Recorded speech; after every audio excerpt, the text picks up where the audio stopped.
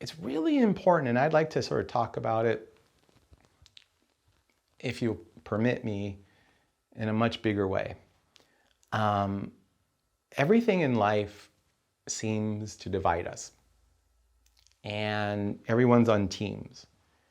And one team has all the answers and the other team are idiots.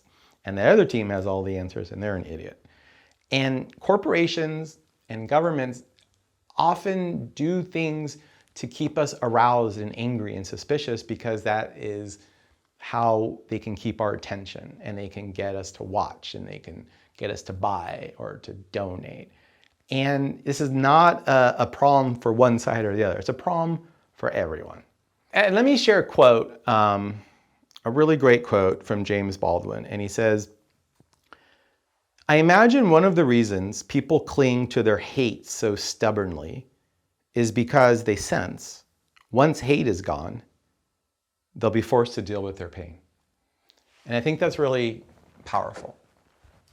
I can resonate and connect with that. I think that there's a lot of pain that people don't want to experience. And then we live in a society that says, don't deal with your pain, cope with your pain.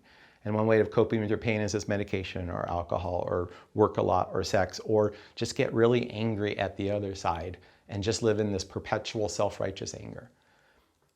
And I think as a society, we've sort of lost our ability to deal with pain. And, you know, we used to have rituals when people died, or terrible things that we came together and there were rituals, but a lot of those rituals have fallen away in the modern world. And there's just a lot of hatred and anger and fear because there's a lot of pain that people don't want to face. And so it's so important that you can, as a writer, write from that pain, don't protect your characters, because that is one of the ways you can help make the world a better place, is that you can tell stories like Fleabag,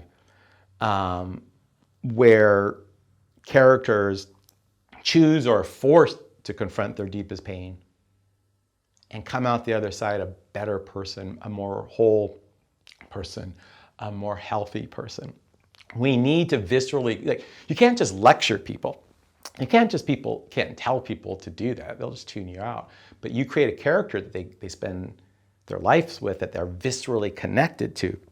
They get to experience that. Or you could do the opposite, like Succession or The Bear, where you can have characters who refuse to deal with their inner pain.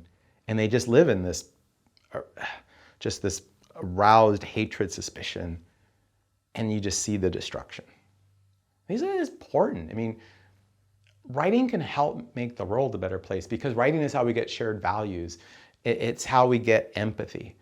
It can bring people together. It's one of the few things that Red America and Blue America, we can viscerally be excited by similar stories. I mean, God help us if that goes away.